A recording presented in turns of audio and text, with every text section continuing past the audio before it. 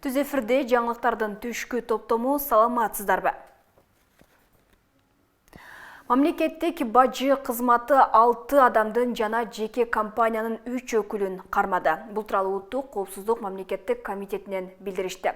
Маалыматка караганда, Кытайдан товар ташууда коррупциялык схема аныкталган, айрым компаниялар мамлекеттик бажы кызматынын кызмат адамдарынын колдоосун пайдаланып, Кытайдан Кыргызстан аркылуу Өзбекстанга транзиттик жүктөрдү жиберип турушкан.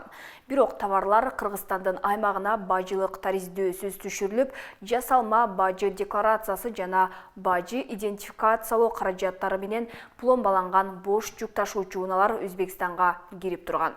Бул кылмыш иши боюнча 16-17 мартта мамлекеттик бажы кызматынын 6 жооптуу кызматкери жана жеке компаниялардын 3 өкүлү кармалып, УКМКнын тергөө абагына киргизилген. Алдын ала маалыматтар боюнча бул иште келтирилген зыян 1 миллиард сомго жакын болушу мүмкүн.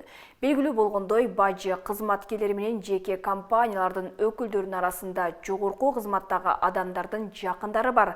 Учурда бул коррупциялык схемага тиешеси бар бардык адамдарды келтирилген зыяндын так көлөмүн аныктоо боюнча тергөө иш-чаралары уланууда.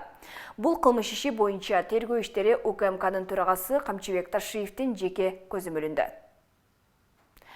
Чүйдүн Сокулук районунун Орок айыл өкмөтүнүн жооптуу катчысы жер тилкелерин мыйзамсыз каттоого жана бөлүп берүүгө тиешеси бар деп кармалды. Бул тууралуу УКМК кабарлады. Учурда шектүү УКМКнын тергөө абагына киргизилген.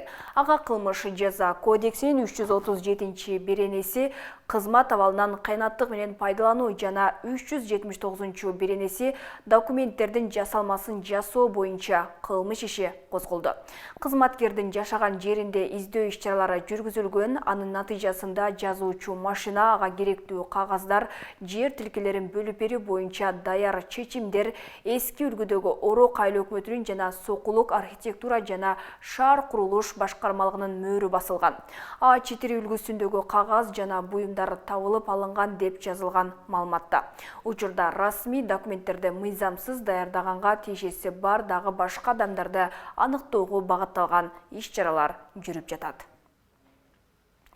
Ысык-Көл облусундагы аэропорттун кулап калган тосмо дубалын подрядчы фирма калыбына келтирет. Бул тууралуу президенттин администрациясынын маалыматтык саясат кызматынын жетекчиси Дайырбек Орунбеков социалдык тармактагы баракчасына жазды. Анын айтымына караганда, Ысык-Көл эл аралык аэропорттун айланасын королоо боюнча Кыргызстрой сервис ишканасы жеке подрядчы компания менен келишим түзгөн. 2023 жылдын 18 март күнү Ысык-Көл облусунун аймагында жүргөн катуу шамалдан улам бетондоо иштери толук бүтө элек участоктогу дубалы урап калган. Тосмо дубалдын кулап калышы боюнча подрядчы фирма чыгымды өз мойнуна алат жана кайра калыбына келтирет. Калган аралыктагы дубал талапка ылайык бетондолгон учурда ураган дубалды тазалоо, ордун иретке келтирүү жана кайра тургузууга даярдык көрүү иштери жүрүп жатат. Тосмо дубалдын сапаты боюнча Кыргызстрой сервис ишканасы өткөрүп алуу учурунда дыкат текшерүү жүргүзүп, талапка жооп берсе гана кабыл аларын белгилейбиз деди ал. Белгилей кетсек, 18 мартта кечинде катуу шамалдын кесепетинен Ысык-Көл районунун Тамчы айыл аймагында жайгашкан Ысык-Көл эл аралык аэропортунун тосмо дубалы кулаган.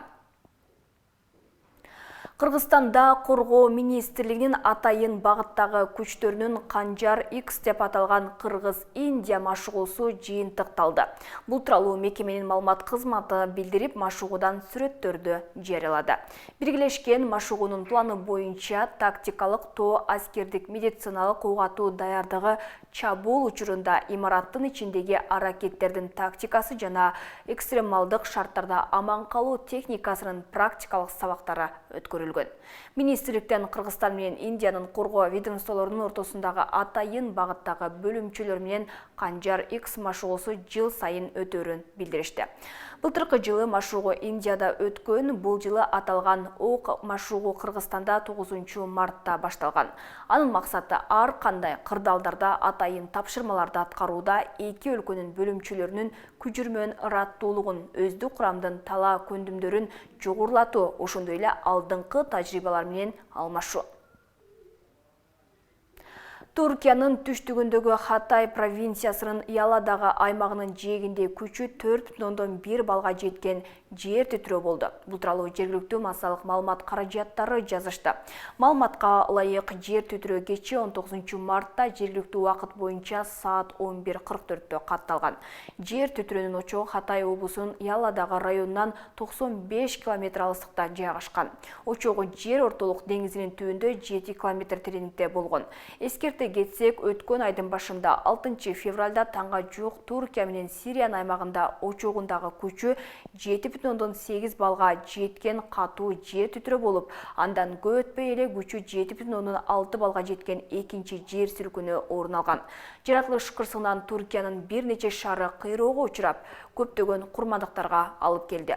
Ал эми Сирияда Алеппо, Латакия, Хама жана Тартус провинциялары жабыркаган. Ошондой эле 20 февралда Түркиянын Хатай провинциясынын Сирия менен жетектешкен аймагында жер титирөө болгон. Кыргызстандан Боордош Түрк элине жардам көрсөтүү үчүн жалпысынан 182 куткаруучу, анын ичинен 12 фельдшер, 6 дарыгер жерлерде жардам көрсөтүү үчүн көчмө оорукана, ошондой эле атайын үйрөтүлгөн иттер менен 6 кинолог жөнөтүлгөн.